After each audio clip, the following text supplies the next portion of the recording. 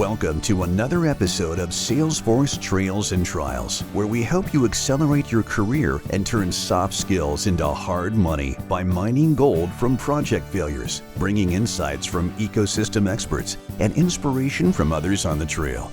Now joining us with over 20 years in the ecosystem, please welcome our host, John Klein. Welcome, Talia. It's a pleasure to connect again and welcome everyone to another episode of Salesforce Trails and Trials. Today, we're delighted to talk a little bit about UX. We're going to talk about Talia's first experience at Trailhead DX this year, and she also did a workshop there that we're going to chat through. And we'll probably find a lot of great surprises as we learn a little bit more about her trailblazer story. She's got a great background in consulting and helped a lot of people through Talent Stacker and through Clicked and lots of other areas. So very excited to learn more about your story today. Thanks for joining us. Thank you so much for having me, John. I'm excited to talk about all of these things. This is Awesome. Well, I love to go all the way back because people are often very surprised and they think of themselves maybe as not fit for Salesforce or not technical. I love to go back in people's lives to find out where was that time that you found that you were curious about technology, about technical things. Maybe you just kind of noticed that you had a knack. What was that moment? It's funny. I'm going to go way back. This is not even technology per se, but it is something that I noticed about myself when I was in elementary school, riding a school bus. I would stare at the pattern on the seats and look to find this. There was this one leaf that was in certain patterns on bus like vinyl seating. The green, and right? I would look for that leaf and look for the patterns. I would look for, yes, it was green. It was like dark green, but some patterns were more than just like abstract. There was like a leaf, like it was like a little Easter egg, and I would look for that leaf and identify it and then kind of like figure out the pattern and where it was again. And sometimes it was really disappointing when I'd be on a bus and there was no leaf, right? But this is something that I do and I've done a lot, which is looking for patterns and things. That's sort of part of my brain. Likes to also have things make sense. And so when you have a website or something like that, some kind of device, whether it's an ATM, probably one of the first kind of like screens with buttons that I might have used back in the day, if it wasn't clear how to use it, I'd be really like irritated. I'd have this like something's not right in the world. I need to tell someone about this and they need to fix it. So I come from the 80s where we had speak and spells. Most people didn't have computers in their houses. I had Commodore 64 and my dad had something called a K-Pro or K-Po or K-Pro. It's K-Pro, not K-Po. I know what a K-Po is. And there wasn't really an awareness of, trying to make those better, but I was into art. And so I was constantly observing things. And I was, my favorite class was the art class. And I always made good connections with the art teacher, being like the favorite student, whatnot. And I ended up majoring in art in college. And then I graduated with a degree in electronic intermedia. I actually had some inclination that I wanted to do electronic art. I had started to experiment with video and video editing. At some point, my grandfather put a camera in my hand or gave me one of his cameras that he upgraded from. He was a photographer actually in World War II. And I was taking pictures everywhere. I would go on a trip. I would take like 12 rolls of film. Yes, film.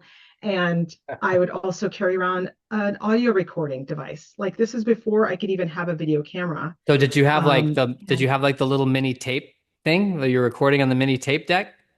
I never did that. I never did the mini, but I did just the full-size audio cassette.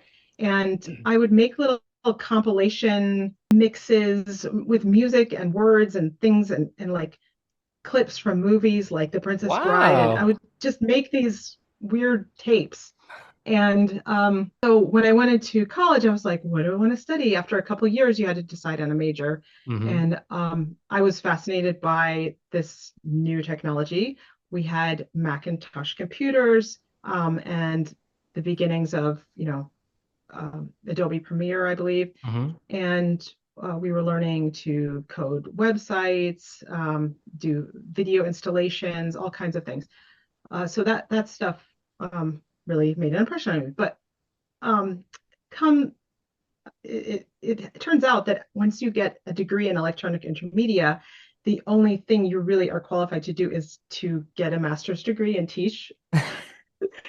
So I wasn't quite prepared to enter a career per se. So Mm-hmm. I turned right back around and went back in and got a graphic design degree. I only had to do a certain number of more classes and to get that second degree. Mm-hmm. But I now have a graphic design degree and this electronic intermediate bachelor's degree. And I'm through that process of getting my graphic design degree, I was approached by a web design company Hmm. to work for them before I graduated. Wow. Was And this so like IXL or Razorfish? I don't know what that means, but I was the designer. I was the web designer, and Okay. someone else coded. Um, Oh, but I was just asking who the company was because now oh, okay, we're kind of sorry. merging. Okay. I was like, that's not like company names, but Yes. um, this was in the town I'm in now, which I've kind of rebounded to a couple times, Gainesville, Florida. It was a company at the time called Silver. Oh my God, I changed names like four times before they just got Yeah, there was bought by somebody else. I get it. And this is Yes, where they would take your yes, designs and then they would hard code and hand code the yep, HTML to make it yes, all work, right? absolutely, Yeah. absolutely. Yeah. So I worked there. Actually, I continued working there through the end of my graphic design degree. And I decided it was time to have a baby. I was married and I was like, let's have a baby. And so I left that job and decided to become a full-time mom. And Awesome. that was a big challenge. We also Mm. decided to move. My in-laws live on some land, and that was, a whole new world. We barely had internet. Eventually, I convinced my husband to get like satellite internet. He eventually became a installer of the Okay, satellite nice. internet. He Was like, loved hey, it so much, satellite installing internet. it himself. Yes. Well, it was just really hard to find a job out in the middle of nowhere, northwestern Louisiana. Hmm. So when the guy came to install this satellite dish, I am super curious all the time, asking Mm. questions. So tell me about this. How did you get into this? Hmm. Would you mind if my husband rode with you? That literally came out There of my you mouth. go. And so I was like getting my husband a job right when the guy was installing the satellite dish. Nice. So Yes, it's he just like did. kind of a different take on UX, you know? Yes, exactly. I can be very engaging and curious, and so people I connect with people easily in that Hmm. way. So and I learn a lot through the process. Yeah, well, I want to ask So a question going back to you mentioned the ATM, which I think is great because I wonder if most kids when they think of like what is the first interface that I ever played with, maybe the yeah. elevator would be one, Ooh, interesting. like they take an elf and they push all the buttons and they're like, ooh. Yes. Uh, and I love that you mentioned the Commodore 64 because when I was a kid, there was a neighbor who had a Commodore 64 and I was just like, wow, this is probably when I was like 10 or 11. Yes. And he also had a little Timex Sinclair 1000 computer that you would plug into your television. It'd have like a Oh, UHF cable on the back, and you'd plug it in, and you'd basically program your own game or whatever, and then you would play whatever you programmed, ball bouncing or something like that. So it's I'm kind of feeling your time from. I don't think I hit it. I saw an ITM for quite a while, so that yep. your life was probably more exciting than mine with the results of an ATM, but. Funny story about ATMs and UX. Or um it didn't really occur to me, there was no issue with ATMs that I noticed in the US. But when I went to Ecuador in 2013, I went to this small town called Vilcabamba, which is one of the blue zones, if you know what that means. Okay. Yeah. Um, and I went to an ATM to get some money. There was about three in the town square. I went to one and I was like, why can't I make this work? It keeps like saying Hmm. no, or there was some kind of issue. I was just not doing it right, it seems, or it wasn't working. And so I was frustrated because I needed cash, there's a cash society and I was running out. I was with my 9-year-old and my 5-month old. So I really needed some money to have on hand. And at some point I realized that it was telling me what to do, but I wasn't, it was, you can change it into English and all that. But there was something that was unclear to me because I was used to it being a certain way and I made an assumption. Hmm. Okay. And so at some point I realized this and I was like, oh, they want me to do this. I can't remember what it is today, but I ended up putting it on a forum for like foreigners because I saw someone else say the same thing. They had Hmm. trouble getting money. And I was like, I think this is the issue. We're making an assumption about how the buttons The work or whatever. sequencing or something. Yeah. Yeah. And it wasn't, we couldn't figure it out. It was like, oh, duh, um, we're not crazy. And it wasn't like super, um, significant, but it was just enough that you couldn't get your money. I've also noticed when they first put out gas stations with the keypad, I remember an older woman trying to get her gas and she put in her credit card and she was like, I can't figure it out. Like, how do I get to the part where I can get the gas? She put her card in, whatever they ask for. Oh, they asked for the zip code, right? Do, do, Hmm. do, do, do.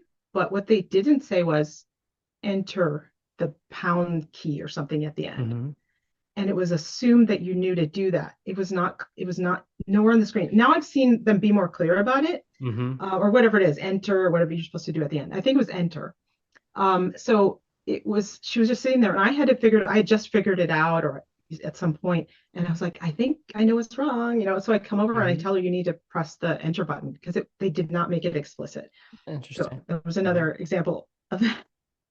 No, it happens. It happens all over. I remember back in the day of before there was the iPod, if you wanted to have a bunch of songs with you, then you became super nerdy and you put a computer on a wood block in your trunk and ran it with an AC inverter and it had a little power button up front.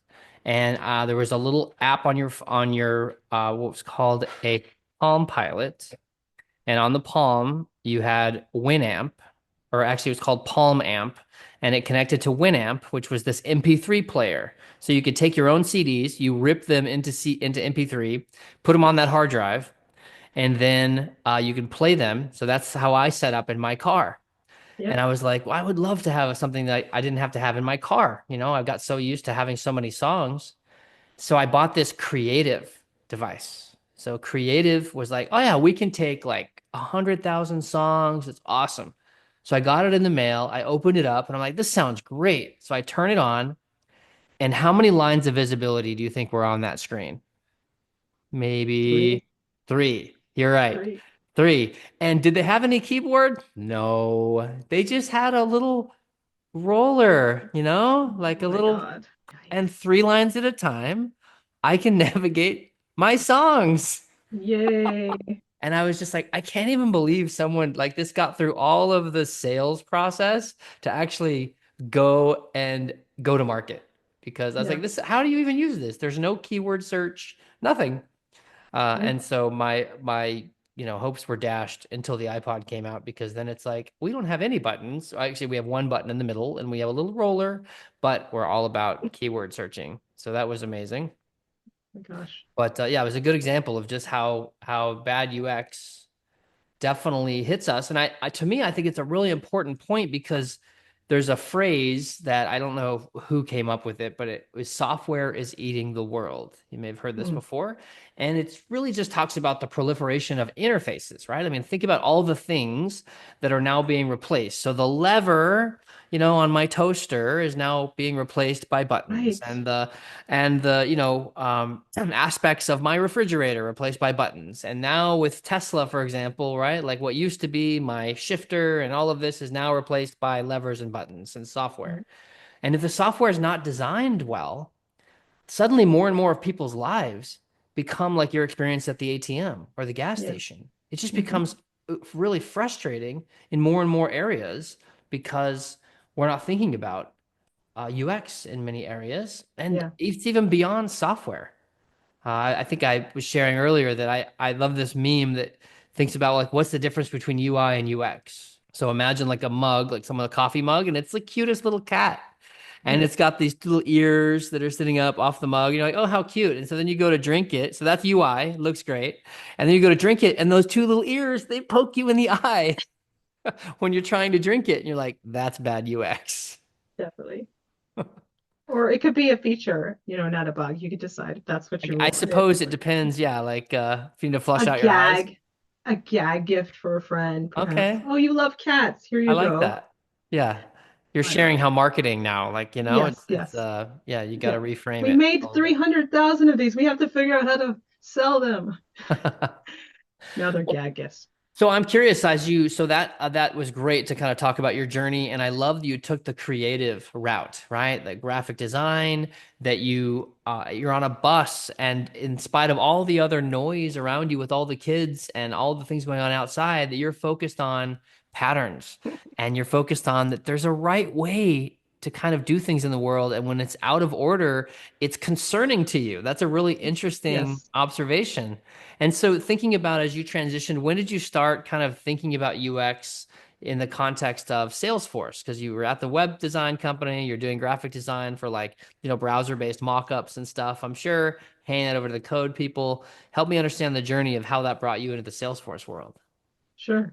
Well, when I said that I left the web design company, I was a mom, but I was also doing some freelance graphic design. I made some websites for people. I made some websites for me. I'm also a musician, I guess you could say. Yeah, well, you knew what a And capo was. So you play guitar? I, I do play a little.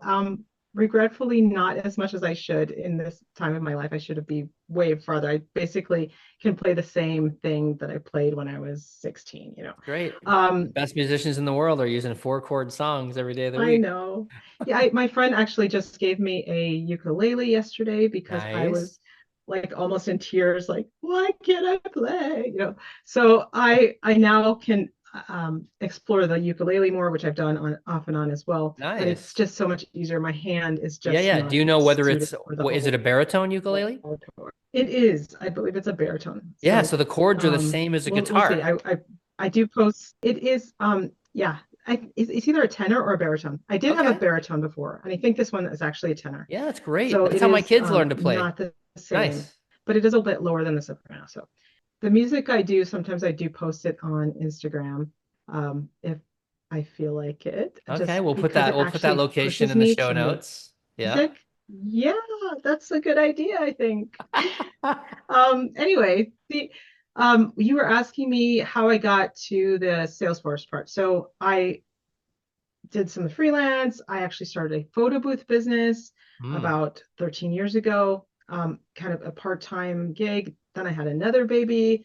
I was trying to do both at the same time. It was so I did the photo booth part-time, but the photo booth business was one way for me to keep my mind active, kind of like Hmm. outside of diapers. And Yes. through that, I was, wearing all the hats, making the marketing, the doing the sales, doing the gigs myself, dealing with the software. People may not know what goes into the software behind photo booths, but it's not just like I have a camera and a tripod. There's software involved to make the magic happen. So through that, we get into the pandemic. Ta-da! No photo booth. Sorry. We can't have a party Mm. because everyone might get sick. So I was looking for something to pivot to. I had heard a podcast from Bradley Rice with the Talent Stacker Hmm. program now. It was pre-Talent Stacker at the time. But I was inspired by that, happened to run into somebody else who was involved with Supermums. I ended up doing Supermums, then Talent Stacker. Bada boom, bada bing. I'm an admin eventually, and I get hired by Coastal Cloud doing business analysis, but Hmm. really it was more like a junior consulting kind of situation. And there's a lot more to it, but that's how I got into Okay. Salesforce. Nice. And did you find you were able to leverage kind of your UX skills in those early Uh, roles? I'm always thinking like that, and I can't help it. And I feel like everyone who is building in Salesforce should be thinking like this. They should be thinking about the user. Who am I building this for? Mm-hmm. And so I didn't really per se parse it out as I'm a UX designer, Salesforce, etc. But that came into play when I started learning more about the UX designer um, certification and thinking and meeting people that were actually doing this as a separate role. But again, it really should be something that everyone is thinking about all the time Mm-hmm. when they're building. I love it. And I think, when I went for my UX training with Nielsen Norman, I was very surprised at how much, the perception is that UX is like what's on the page or something like that, but how much of UX is actually totally much like bereft. It's basically like bookending around whatever the product is. It is so research based, right? So the amount of learning about, and they're really people first concerns, right? They're learning about like who is the person, what is their context, what is the level of kind of kind of fractional work or fragmented work that they Mm-hmm. do. And I thought it was fascinating. I love the vernacular that they were able to give. Some of these concepts like, mental load and interaction cost. And it was just really helpful. And I was just amazed at really how much you have to know a person in the diary study, right? Like, do you Mm, sit down and just watch what someone does? Don't influence it. Don't recommend anything. Just watch what they actually do because most people will tell you what they yes. believe they want you to hear or whatever the business process says we're supposed to do, but they actually do something very different Yeah. in most instances. Sometimes they actually believe that they did a thing that they didn't actually do. Hmm. They don't realize the steps they took or, how much, trouble they had doing it. They will give an inaccurate, many, many times, an inaccurate response about what they did today. Because Hmm. again, like you said, they may give you what you want to hear, or they might leave out things by Yeah, mistake. or it's just a habit, right? I mean, imagine when you're, like when you're a kid or when you're a mom and you're like taking your kids to school, right? Like I did this morning. Okay, great. I do it every day for years. And so if on any given day someone said, "Hey, what were the interesting things you saw on the way to school today?" I'm like, I don't know, nothing. I just do it every Right. day. I don't think about it. And that brings up the point of having the right questions, asking the right questions of the user. And like my mom asked me when I came home from school, how was your day? And then your answer is fine, right? And then it's over. And then they're like, why won't you talk to me? But if you ask a different kind of question, like, what was the best thing about your day? Or what did your friends, Yeah, what was what the do you think funniest came up thing with, you your saw friends or, today? Yeah. anything like that? A little Yep. bit more open-ended, less kind of closed, which leads to just yes and no and one-word answers. So you can interview users and get very little out of them, or you can pull things more deep responses from them with the right questions. Nice. And so as you continued to grow with Coastal Cloud, so help me, when did you think about, you know what, I'm good and I love to facilitate workshops? Because that's not a typical growth area from being a Salesforce consultant. I mean, certainly, right, you're leading some training every now and then, but I'm Right? curious, did you have another moment like staring at the leaf on the bus that gave Yeah, you that insight? Like, I love facilitating workshops. there was kind of a moment. I actually went from Coastal Cloud to PwC. I was a Salesforce Experience Cloud Business Analyst Manager, the longest title ever. And um, I was leading a team, and our project was the PwC alumni community. And there was another person who was not exactly on my team, but he was a part of the greater global IT team. And he led some sessions that I was blown away by, and I'd never Hmm. seen anyone use Mural or Miro or anything like that. Hmm. I was like, I love this. I Mm. I want to know how to do this. So I reached out to him and said, I need to talk to you. Please tell me how you learned all this. Mm-hmm. Where does this come from? And if no one has experienced these things before, they're online virtual whiteboard tools, Mm-hmm. and you can make shapes and colors and move things around, and everybody can collaboratively interact. And it can remain as an artifact from the meeting. It can be, edited later. It can be exported in different ways. But so I asked him, and he didn't really have a very helpful response, I would say. I kind of learned it. Like, it wasn't like, oh, now I know what to do. But it started me on a journey to find, the answer to that question. How can I learn how to do this? And I stumbled upon a company called AJ and Smart, and they are, I guess, the number one workshop facilitation training company, I Wow. would say. At least they have the most popular ads on Facebook, I must. Okay. But you may or may not have seen them, and now that we've talked about it, maybe your phone is going to show you these ads now. But so I ended up signing up for their training called Workshopper Master, and part of it is joining a community of people who are also trying to do the same thing. And I would say, just like Talent Stacker, the community is like the thing. And you can Mhm. watch recorded videos all day about how to do something, but when you have people who are going through the same struggles that you can ask real questions of, who've maybe done something you haven't, where you can help them, you can feel good, you can stay motivated. That is the real value there. Hmm. So even today, I'm actually, there's an activity in our community it's called Facilitator Pro now. But the community is going through this thing called a super sprint, which is an accountability sprint for like Hmm. 8 days of a team kind of coming together, saying what their goal is, and then posting about it in the community and saying how they progressed towards their goal. Nice. And one thing I did, I just I don't recommend this to anybody, but I decided, as my role in the team was vibe meister. That means that I make the posts and I try to like hype up everybody and celebrate everybody's win. And Okay. I decided to make a song every single day about our updates and progress. And I used Suno, which is an AI music Yep. program tool online. And it's a Yeah, you lot of write the work. words and it produces the song, right? Exactly. Yes. It can actually write the words for you. I actually use ChatGPT so I can tweak things more, Yep. um, and customize things on my own. But I make the post and I make the song, and I've been doing this. And this is the last day, and I was trying desperately to finish this song and post it before we had this conversation. But my perfectionism got the best of me, and I still have a little bit more to do. So to tweak it, I just can't put out something that isn't Good for just you. High standards. right.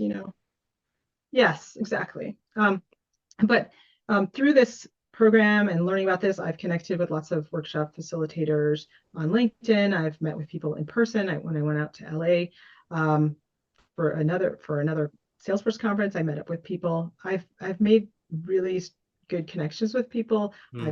We've discussed collaborating on actually being like partners with clients. It's just awesome. And I would say, for anyone that wants to do any kind of career transition, find a community and make those connections, because it's invaluable. Hmm. That's good stuff. So let's talk about this journey with workshops brought you to we love Miro as well. Use it all the time, and so I love that was kind of the catalyst. Somebody leveraging that tool really well was something that really caught your attention. And so let's talk through, like, you were able to your first Trailhead DX event, you were able to facilitate a workshop there. So tell us a little bit, what was that about? What were you trying to help people kind of experience and grow in? Yeah. So at TDX, they have these sessions called community networking sessions. And that part of the conference is Salesforce's way to foster community, to have discussions, to bring like-minded people together around conversations that they're all interested in. For example, my friends Vanessa Grant and Pei Mun Lim, they had a business analyst meetup, and they all talked about business analysis. We broke out into groups and had discussions about that. And my session was actually about origami, but I say this in quotes. Was it really about origami? It was really about making connections and in a mindful way. And while doing something mindful, because when you're, with your phone and you're, all day looking at a screen and thinking about technology, you kind of maybe forget that you have hands sometimes. And so when you have paper in your hand and you need to look at a piece of paper and figure out, where do I put this fold, and can I Yeah, I have to actually get it. make I have this to look like a match it up green? exactly, right? Like edge to edge. I got to get my Right, fold like really, right. really tight. Yes, you exactly. And so we have to be mindful. We have to be present. We have to kind of keep our emotions in check, because there are a lot of people who had never done origami before, and it can get frustrating if you It's don't very know the precise. little tweaks. And yes, and I didn't give everybody like a full demo. I didn't give everybody the full all the tips I would give somebody if I had more time and individual attention. And so what happened was, the people at the tables who knew a little bit more about origami helped the people who didn't. And so there we have the connections that this whole experience was meant to foster. Nice. So we had people who came over and were like, oh, you can do it like this, and they don't know each other from Sam, but they're helping me, they're helping the other people. And I was just going around kind of giving some, like high fives and you know Yeah, being the vibe uh, meister. yes, the vibe meister, exactly. So that was my role, and I did show some people how to blow up their balloon. But other than that, it was really a community coming together to make origami, and people said it was one of the best things that they did all day. Even Stacy Whitaker said this was one of my favorite sessions, and she spoke that day, so that's high praise from her, considering her session was also that day. Um, but I really think that sessions like this, there's an underlying um, meaning, there's an underlying purpose to it. And when I design workshops for people, there may be activities that we do that won't seem like completely related to what you're trying to accomplish, but actually will teach you something in the end. Like there was an activity that someone has talked about, where everyone designs their own hat, which kind of symbolizes something about them. They have a bunch of like, those kind of elementary school craft materials on the table, and a bunch of adults are now supposed to make some kind of crazy hat. And it leads to people making connections, like you're on a team together and now you're laughing and you're seeing your coworkers in a different way that you hadn't Yeah, you're before. learning things about them, of Exactly. course. And Yes. then they have to tell you why their hat looks like this. And so now you're even more learning more about them in that way, telling that story. I love it. And it's so valuable. I mean, I think so often we think of business as like a transactional enterprise because ultimately, yes, there's a transaction at the end. Somebody's buying something and that's what makes business what it is. But getting there, that really, I remember the back of a business card that my friend Mike Blaker had, and he said, it basically had like one statement with two parts. It said, you know what? All things being equal, people will work with who they like. And all Mm, things being unequal, people will still work with who they like. yep. And it's such a good point. And I think of, especially you're talking about in the consulting world or when you're on a team, doing challenging things, being able to have that kind of interaction where the people you're working with in really deep ways and also in kind of trivial simple ways like Right. what they like to do with music or what they like to make put on their crazy hat or what kind of animal they chose to make with origami. It's really valuable and the small talk has a lot of high strategy, to build Definitely. kind of connections and such. So I love that. What a great example.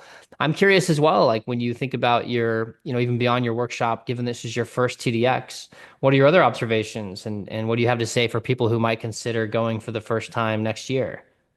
Yeah. Well, I had been to Dreamforce 2 Dreamforces ago, so I had some experience being in that space. But I would say if I were Mhm. a Salesforce professional, I might skip Dreamforce unless I just want to party a lot, like go to parties and stay up really late, but and walk a lot. But at TDX, it's smaller and it's in one building. And so you don't have this franticness about trying to run across the street and try to catch this thing, nothing. It's a lot easier to take it all in. And since the crowd is made up primarily and almost exclusively of people like you, as opposed to customers mixed in there, Hmm. you are more likely to hit upon people that share some interests with you, that you meet in line, that you sit down at lunch to and discuss things with. Um, I think that Dreamforce is so big that you're not going to have that kind of intimate experience. And this is also to say that smaller community conferences are also a big win for making those connections as well. Hmm. But the TDX experience is definitely it's it's more exciting, I think, than a community conference. I hate to say that. Sorry, community conferences, but there's a lot more going on. You feel like you can. There's all these things to win, and you're gonna get uh, the news from Salesforce right straight from the horse's mouth, right? Hmm. And the people that work for Salesforce are all there, and you can ask them questions. You can book a conversation with them and ask them those burning questions that you didn't know the answer to, and you maybe didn't want to do on a virtual call, but you can have a face-to-face conversation with someone. I think that the other thing about it is it's shorter and you're just not going to be burnt out as much as the end at Sure. the It's end. just a couple days. Yeah. Yeah, yeah. It's easier to convince your boss as well to pay for it. I think the hotels are cheaper, the ticket price is a lot less. i Yeah. i mean, I got mine for free, but many people could get theirs for $99. There's a Hmm. discount code for people. And you'll hear more about Slack. I think you don't hear as much about Slack at community conferences and some other of the niche products. So that's a big win as well. Nice. No, that's good stuff. So I was sad because I was happy and sad because this year I chose to travel to Ukraine to support some orphans and being a foster kid, I try and look for opportunities every Yeah. year to do that, and so that happened to be the time this year. So that's why I didn't join you, but but yes, the community conferences and TDX, I definitely understand the more excitement with the announcements, kind of the consultant slash developer kind of, they're focused on the Salesforce professional, which I think Right. is pretty cool, right? Yep. Yep. Whether that's your staff admin or otherwise, that's pretty Yeah. cool. And I also, while we're talking about this, I want to encourage people to make an attempt to submit to speak at these kinds of events, whether it's TDX, Dreamforce, or the local conferences. There's so many of them in the United States, especially. Hmm. Hmm. Even Europe, you can go over there and make a whole trip of it. There's several that kind of Yeah, I mean, put many groups people from the together. US went to Cairo dreaming. I was amazed at how many people went Yeah, this year. that's a big, big trip. Yeah. There's one in Morocco. I think that people have an idea of who is going to be accepted, and they really need to take a step and say, what can I offer? Hmm. Um, and maybe my story, because interesting stories are always welcome. Your story may be that you haven't even gotten a job yet. That I knew several people at the Dreamforce in 2023 who are from Talent Stacker. Maybe one of them had gotten a Salesforce job, but they had a story about how the community helped them through their, Hmm. career transition, and they all spoke at Dreamforce. It was incredible, that opportunity for them, but it wouldn't have happened had they been like, I'm nobody, nobody's going Hmm. to accept me. That's a great So point. I think, yeah, you can submit 3 or 4 ideas very easily. It costs nothing. And you can start at a community event. And then when you find that, hey, I can speak to 15, 20, 30 people, and then you can move up and yeah, maybe go for TDX, right? Where maybe there's 50 people in the room, maybe 200.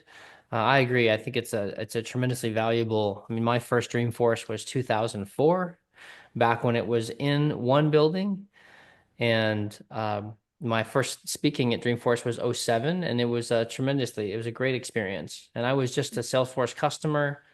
I had integrated the product into because I was creating an a content, let's see, a browser-based content management system. This is before WordPress, competing with the static HTML developers like the one you worked for and Razorfish and IXL and um, so that was interesting. And yeah, I ended up being my first time was with Craig Swinserud, which would go on to be the CMO, and Brett Crosby, who was the founder of Google Analytics. Wow. And then Sean Whiteley, who was the co-founder with Craig for Salesforce for Google AdWords. So to your point of I'm just this little guy with this tiny startup trying to make it, and we're trying to use Salesforce because they're using our model of being in Right. the cloud, right? It was called an ASP back then.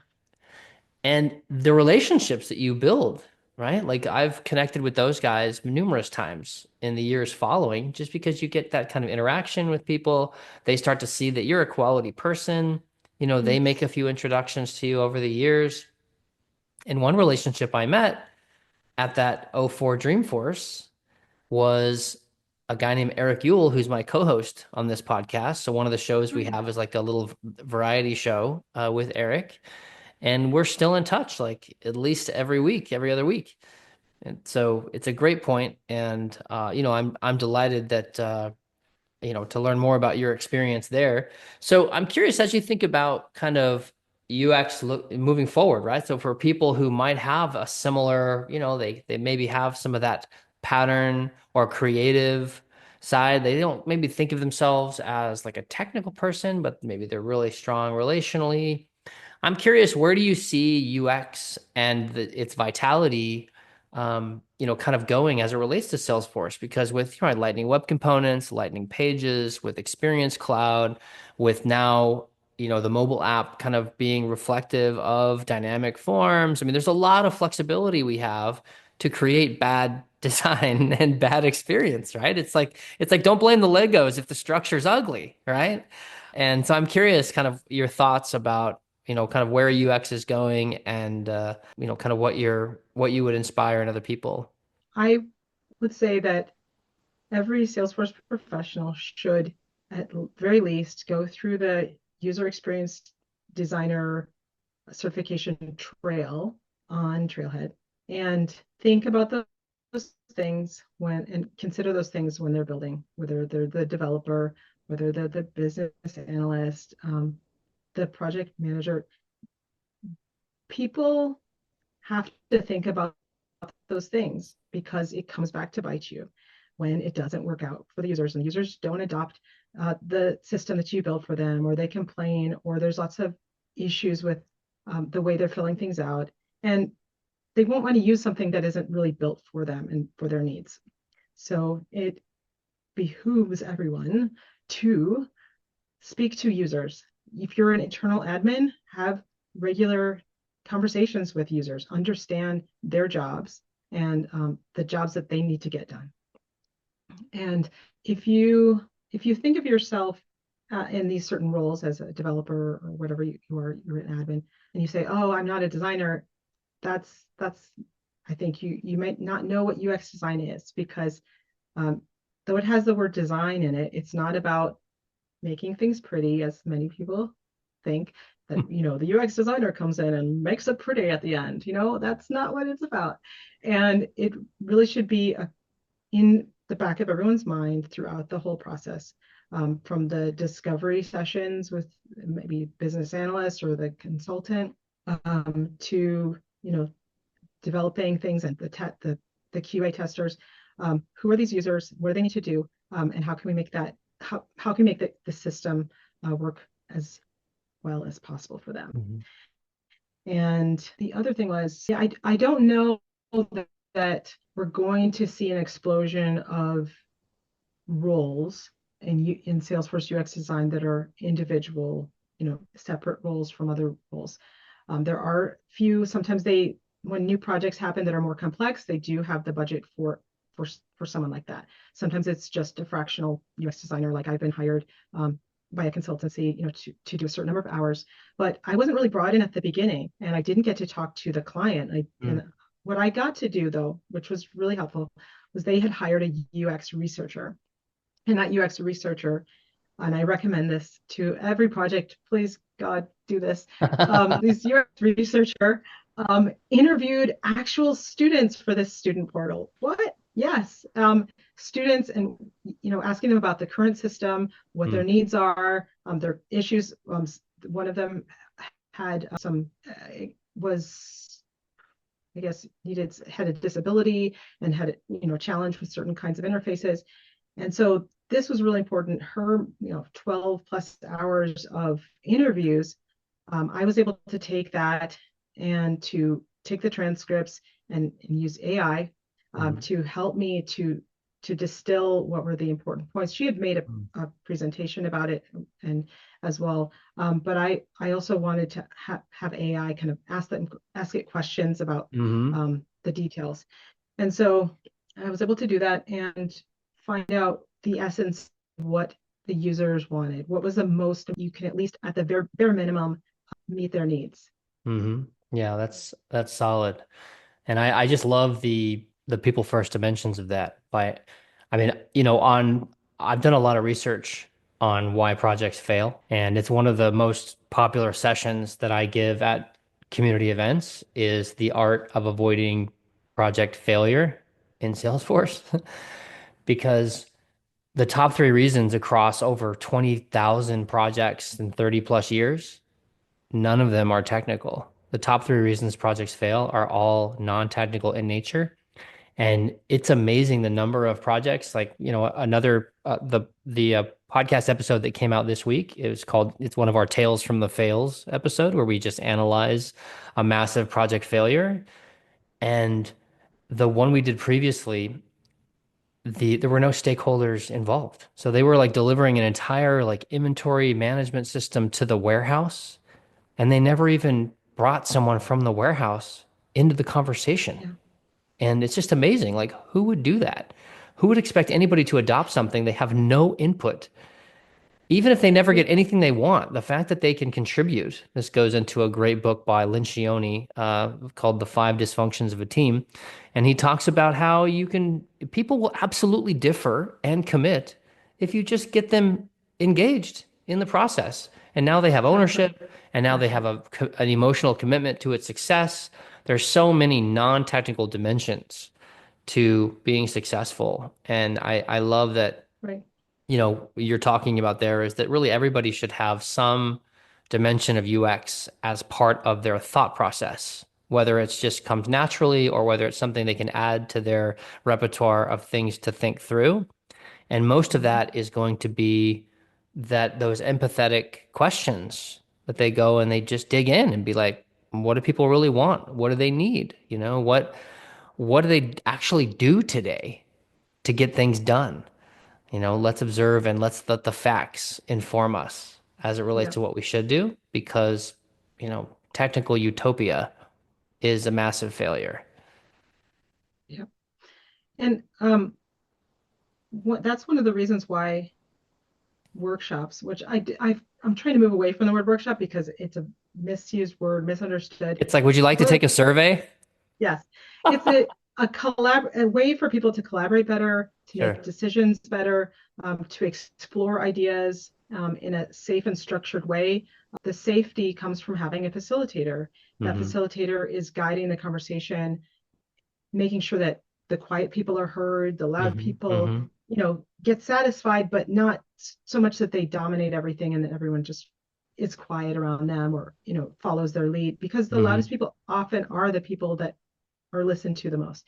Now, in a workshop that I would create, people would be using different kinds of tools like the sticky notes or the virtual sticky notes to express their ideas, talk about them, organize their thoughts before they say something, so that we don't have I'm thinking and talking for 5 minutes and everyone's like, what? Why am I in this meeting? So that kind of stuff. Yeah, I'm a verbal processor. Don't listen to anything I say for the next 5 minutes. But once I get there, I'll tell you. Yes.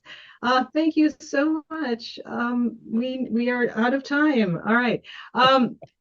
But so part of that process, when you have, like you said, the buy-in, sometimes that can happen with departments and Mm-hmm. different people in a department when we're making a huge change to their technology, the systems that they're using.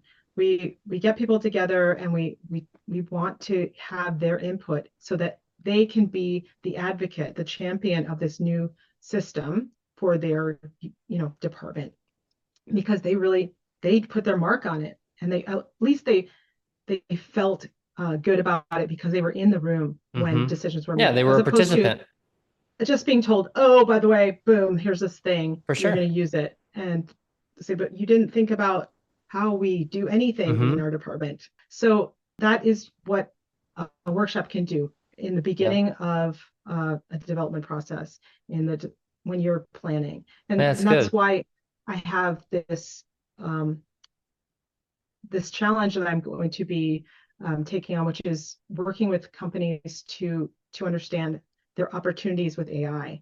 And so a lot of people kind of have this sort of analysis. A lot of companies and teams, Mm-hmm. they might have analysis paralysis around AI. They know it's something we need to do right now, right now, right now. Otherwise, everyone's going to leave us in the dust, and we'll be, in the Stone Age or Mm-hmm. whatever. Mm-hmm. But they don't know um, what to start with. There's Mm-hmm. so much opportunity. There's so many ways that they could use AI. It's so expensive, and they don't want to waste money. There's so Mm-hmm. many things. Mm-hmm.